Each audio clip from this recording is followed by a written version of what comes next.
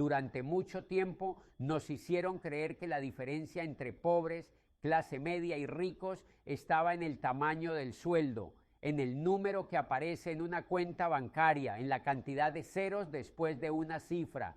Y esa idea tan repetida, tan aceptada, tan aparentemente lógica, es una de las confusiones más profundas que existen, porque el dinero no define la clase social, el dinero solo la evidencia. Lo que realmente define el lugar que ocupas y el lugar al que es probable que lleguese tu mentalidad, la forma en que piensas, la forma en que reaccionas frente al riesgo, la manera en que interpretas el error, la pérdida y la incertidumbre. Esta es una de las ideas centrales que atraviesa la conspiración de los ricos y también una de las más incómodas porque quita excusas fáciles y obliga a mirar hacia adentro. Obliga a aceptar que dos personas con el mismo ingreso pueden vivir en mundos completamente distintos, que alguien puede ganar poco y estar construyendo libertad y alguien puede ganar mucho y estar cada vez más atrapado, porque no es el sueldo lo que manda, es la estructura mental desde la que se toman decisiones. La mentalidad pobre no se define por la falta de dinero, sino por la relación con él. Es una mentalidad orientada a la supervivencia inmediata, al corto plazo, a apagar incendios, a evitar riesgos a cualquier costo, no porque la persona sea incapaz, sino porque vive en un estado constante de amenaza percibida. El miedo domina el pensamiento, el error se vive como catástrofe, la pérdida como algo imperdonable, y desde ese lugar toda decisión se vuelve defensiva. Quien piensa desde la mentalidad pobre suele buscar seguridad antes que aprendizaje. Prefiere perder una oportunidad antes que cometer un error. Se enfoca en lo que puede salir mal, no en lo que podría construirse. Y cuando algo falla, no lo interpreta como información, sino como confirmación de que esto no es para mí. No ve el error como parte del proceso, sino como una prueba de incapacidad personal. Y esa interpretación, repetida una y otra vez, va cerrando puertas internas. La clase media, por su parte, suele confundirse con progreso, y en muchos casos lo es, pero solo hasta cierto punto. La mentalidad de clase media busca estabilidad, reconocimiento y validación social. Aspira a mejorar su calidad de vida, pero dentro de las reglas establecidas. Trabaja duro, se esfuerza, cumple, pero su relación con el riesgo sigue siendo ambigua. Lo tolera solo cuando está controlado, solo cuando parece seguro, solo cuando alguien más ya lo validó. La clase media no rechaza el riesgo, pero lo posterga. Dice más adelante, cuando tenga más respaldo, cuando esté más preparado. Y mientras tanto, se concentra en mantener lo que ya consiguió. Casa, estatus, rutina, imagen. El miedo aquí no es a no sobrevivir, sino a perder lo logrado. Y ese miedo, aunque más sofisticado, también condiciona, porque convierte la vida en algo que hay que proteger constantemente, no en algo que se puede expandir. La mentalidad de clase media suele ver el error como algo que hay que minimizar. No se le teme tanto como en la mentalidad pobre, pero tampoco se lo abraza. Se lo tolera con incomodidad, se intenta corregir rápido, ocultar, justificar, porque el error amenaza la imagen de competencia. Y cuando la imagen pesa más que el aprendizaje, el crecimiento se vuelve lento. La mentalidad rica, en cambio, no se define por el dinero acumulado, sino por la forma de pensar el juego completo. El dinero no es un fin, es una consecuencia. El riesgo no es un enemigo, es un elemento inevitable. El error no es una vergüenza, es información. Y esa diferencia cambia todo, porque desde ahí las decisiones no se toman solo para protegerse, sino para construir. Quien piensa con mentalidad rica entiende que perder dinero no es lo mismo que perder criterio, que equivocarse no destruye, enseña, que el miedo es una señal, no una orden. No se trata de no sentir miedo, sino de no obedecerlo automáticamente. Esta mentalidad no busca comodidad inmediata, busca apalancamiento a largo plazo. no pregunta solo cuánto gano, sino qué estoy aprendiendo, qué control estoy construyendo, qué opciones me dará esta decisión en el futuro. Por eso dos personas con el mismo sueldo pueden terminar en lugares opuestos. Una usa su ingreso para comprar tranquilidad momentánea y refuerza su dependencia. La otra usa ese mismo ingreso para comprar tiempo, aprendizaje, activos, margen de maniobra. Una se protege del error, la otra lo incorpora como parte del proceso. Y con el tiempo esa diferencia se amplifica. La gran trampa es creer que estas mentalidades están determinadas de forma irreversible por el origen social, que si naciste en cierto contexto estás condenado a pensar de cierta manera, que hay destinos escritos de antemano. Esa idea es cómoda porque ofrece una explicación simple, pero es profundamente engañosa. No es así como funciona la realidad. Las mentalidades no son genes, no vienen impresas en la sangre, se aprenden, se absorben, se repiten, se normalizan. Y como todo lo aprendido, también se pueden cuestionar, ¿no? Las mentalidades se heredan, sí, pero no de forma consciente. Se heredan en frases, en silencios, en gestos, en la forma en que se habla del dinero en casa, en cómo se reacciona ante una deuda, en cómo se celebra un aumento o se teme una pérdida.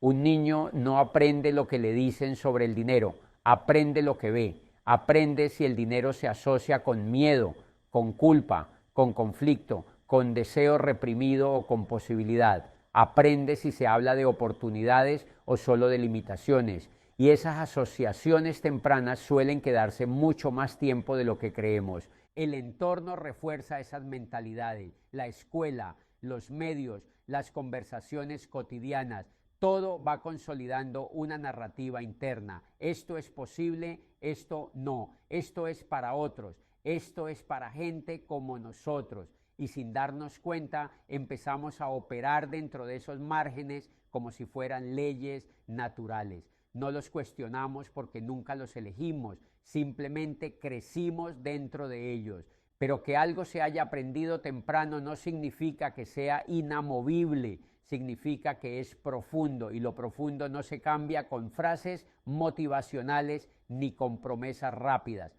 Se cambia con conciencia, con fricción interna, con exposición a otras formas de pensar. Se cambia cuando una persona empieza a notar que sus reacciones automáticas no siempre la llevan donde quiere, cuando empieza a preguntarse de dónde vienen ciertas creencias que repite sin haberlas elegido. Alguien puede crecer con mentalidad pobre, no por falta de inteligencia, sino por exceso de miedo heredado, y transformarla, no de un día para otro, no sin errores, no sin retrocesos, pero puede hacerlo.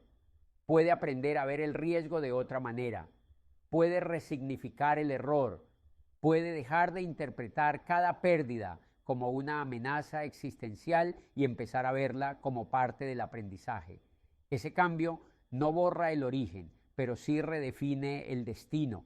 Y del otro lado, alguien puede crecer con mentalidad rica y perderla, puede acostumbrarse a la comodidad, puede confundir ventaja con derecho, puede dejar de aprender, dejar de exponerse, dejar de cuestionarse, puede empezar a evitar el riesgo no por prudencia, sino por pereza mental, y entonces, aunque tenga recursos, empieza a tomar decisiones cada vez más defensivas. El dinero puede sostener esa caída durante un tiempo, pero la mentalidad ya cambió. Y cuando la mentalidad cambia, los resultados terminan siguiendo el mismo camino. No hay garantías. Ni el origen humilde asegura resiliencia eterna, ni el origen privilegiado garantiza lucidez permanente. Solo hay patrones, tendencias, probabilidades, y esas probabilidades aumentan o disminuyen según las decisiones que se toman a lo largo del tiempo, especialmente las invisibles.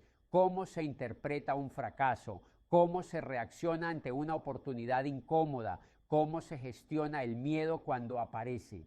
Creer que todo está determinado por el origen social es otra forma de anestesia, es renunciar antes de intentar, es decir, esto no depende de mí y quedarse ahí, pero creer que todo depende solo del esfuerzo individual también es una trampa, porque ignora el peso de las estructuras, de las herencias invisibles, de las desventajas reales.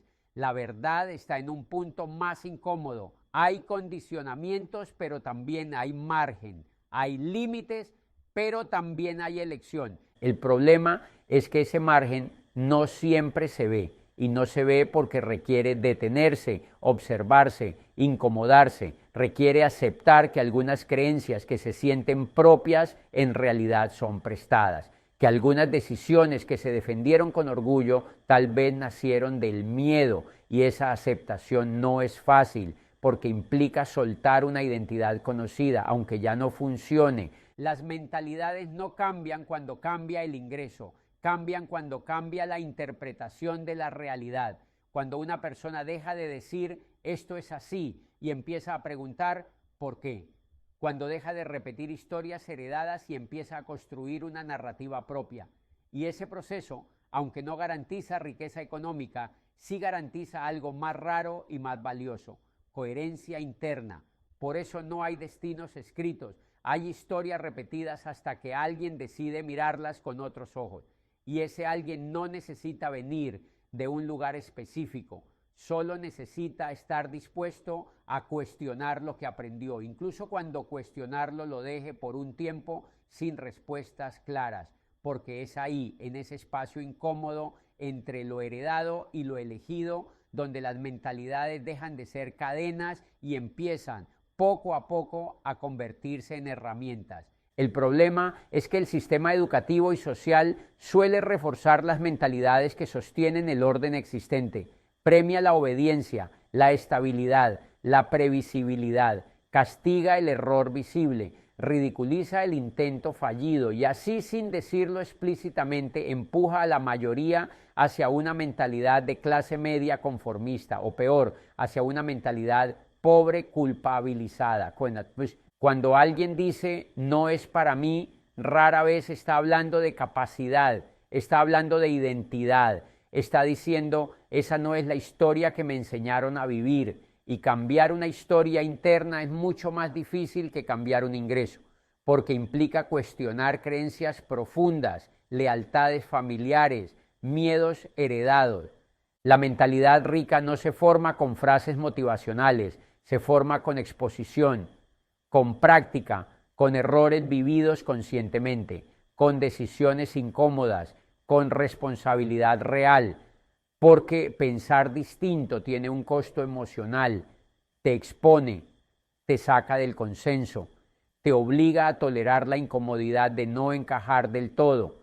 Por eso tanta gente prefiere seguir diciendo que todo depende del sueldo, porque así el problema parece externo, algo que llegará cuando gane más. Pero esa es otra postergación peligrosa, porque mientras no cambie la forma de pensar, ningún ingreso será suficiente. El dinero amplifica la mentalidad que lo maneja, no la reemplaza. Una persona con mentalidad pobre que gana más dinero suele ganar también más estrés, más gastos, más miedo a perder. Una persona con mentalidad de clase media que gana más suele subir su estándar de vida y reforzar su dependencia. Una persona con mentalidad rica, incluso con poco dinero, piensa en estructura, en sistemas, en aprendizaje. Y cuando el dinero llega, encuentra dónde ponerlo. La diferencia está sobre todo en cómo se interpreta el riesgo. Para algunos, el riesgo es una amenaza constante, algo que debe evitarse a toda costa. Es sinónimo de peligro, de pérdida, de error irreversible. Desde esa mirada, arriesgarse no es valentía, es imprudencia, y cuando el riesgo se percibe así, la vida se vuelve defensiva. Cada decisión se filtra por el miedo a perder lo poco que se tiene, aunque ese poco no esté construyendo nada nuevo. El objetivo principal deja de ser avanzar y pasa a ser no retroceder. Para otros, el riesgo es una oportunidad. No porque sean inconscientes, no, sino porque entienden que todo crecimiento real implica exposición, que no hay expansión sin incertidumbre, que no hay aprendizaje profundo sin posibilidad de fallar. Desde esta mentalidad, el riesgo no se busca por adrenalina, se acepta por coherencia, se analiza, se mide, se gestiona, pero no se elimina, porque eliminarlo sería eliminar también la posibilidad de algo distinto. Y para otros, quizás los más difíciles de entender desde afuera, el riesgo no es ni amenaza ni promesa, es simplemente parte del camino, algo tan natural como el esfuerzo o el tiempo. No se dramatiza ni se glorifica, se asume, se integra, se convive con él sin que defina la identidad. Estas personas no se preguntan constantemente si están arriesgando demasiado, se preguntan si están aprendiendo lo suficiente como para sostener el siguiente paso. Lo mismo ocurre con el error. Para muchos el error es vergüenza, una marca, una prueba de incapacidad, algo que debe ocultarse, justificarse o compensarse rápidamente. Desde esa mirada, equivocarse duele más por lo que dice de uno que por lo que se perdió. El error no enseña, castiga, y cuando el error castiga, la persona aprende a no intentar, aprende a moverse dentro de márgenes estrechos donde el fallo sea poco visible, aunque el crecimiento también lo sea. Para otros, el error es lección, no una experiencia agradable, pero sí valiosa, algo que deja información, que muestra límites, debilidades, puntos ciegos. Desde aquí, equivocarse no destruye la autoestima, la entrena, porque el valor personal no está atado al resultado puntual, sino a la capacidad de ajustar, corregir y volver a intentar. El error no se niega ni se romantiza, se procesa. Y para otros, el error es inversión, no porque disfruten perder, sino porque entienden que todo proceso complejo tiene un costo de aprendizaje, que antes de que algo funcione, probablemente no funcione varias veces, que cada fallo bien leído reduce la probabilidad de repetirlo. Desde esta mirada, el error no es el final de un camino, es el precio de entrada, un precio incómodo pero necesario. Estas diferencias no son detalles psicológicos menores, no, son estructuras mentales que acumuladas en el tiempo producen destinos radicalmente distintos. Dos personas pueden vivir la misma experiencia objetiva, una pérdida, un fracaso, una oportunidad incierta, y salir de ella en direcciones opuestas. Una se encoge, la otra se expande, no por lo que pasó, sino por cómo lo interpretó. El riesgo y el error no tienen significado propio. El significado se lo damos nosotros y ese significado determina si nos detenemos, si retrocedemos o si seguimos.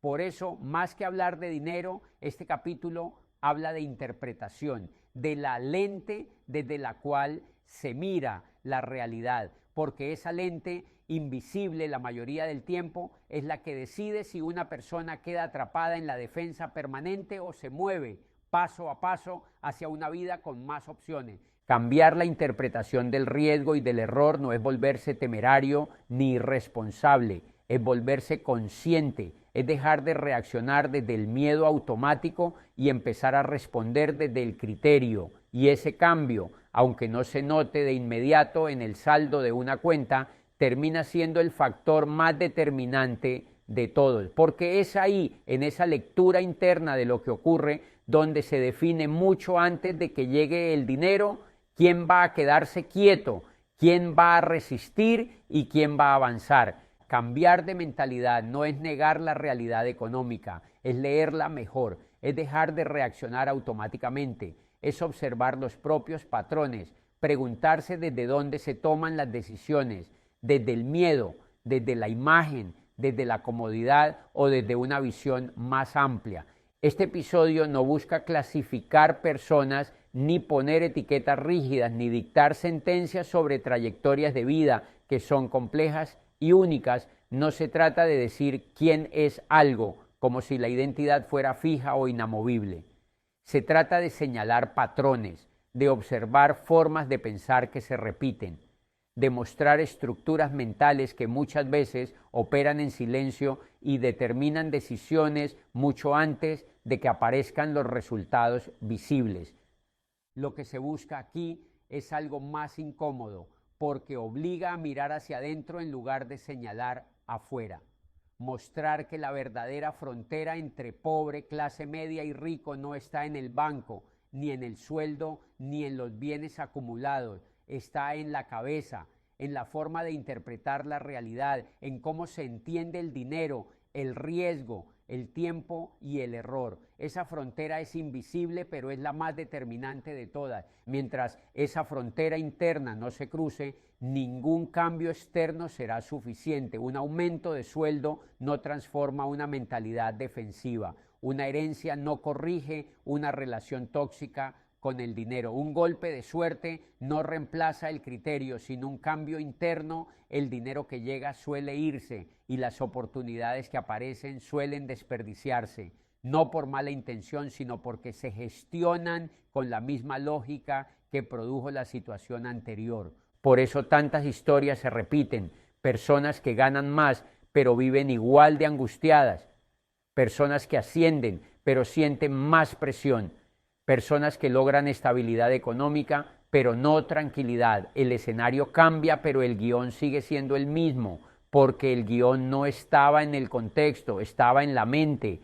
Cruzar esa frontera interna no es un acto heroico ni instantáneo, no es un momento de iluminación, es un proceso lento, a veces incómodo, a veces solitario. Implica desaprender creencias heredadas, cuestionar consejos bien intencionados, reconocer miedos que se confundieron con prudencia. Implica aceptar que muchas decisiones pasadas no fueron errores de capacidad, sino consecuencias de una forma limitada de ver el juego. Este episodio no promete que cambiar la mentalidad garantice riqueza económica. Eso sería otra simplificación peligrosa. Lo que sí promete es algo más profundo: coherencia, la posibilidad de que las decisiones empiecen a alinearse con una visión más amplia, con un criterio más propio, con menos reacción automática. Y desde ahí los resultados, sean cuales sean, dejan de sentirse arbitrarios. La frontera interna no separa a personas mejores de peores, separa a quienes reaccionan de quienes eligen, a quienes viven apagando incendios de quienes construyen estructuras, a quienes interpretan el mundo como una amenaza constante de quienes lo ven como un espacio imperfecto pero navegable. Mientras esa frontera no se cruce, el dinero seguirá siendo un misterio, una fuente de ansiedad o una promesa siempre postergada. Pero cuando empieza a cruzarse, aunque sea de a poco, algo cambia. No necesariamente en la cuenta bancaria de inmediato, sino en la forma de pararse frente a la vida. Se empieza a decidir con más conciencia, con menos miedo heredado, con más responsabilidad real. Y ese cambio, aunque no haga ruido, es el único que realmente puede sostener cualquier transformación externa, porque sin cruzar esa frontera interna, todo lo demás es maquillaje, y con ella, incluso los caminos difíciles empiezan a tener sentido, porque al final el dinero no te convierte en algo que no eres, solo revela con más fuerza lo que ya eras, y entender eso es el primer paso para dejar de perseguir cifras y empezar a construir criterio, para dejar de pensar en clases sociales como escalones económicos y empezar a verlas como estados mentales, estados que se pueden cuestionar, trabajar y con el tiempo transformar.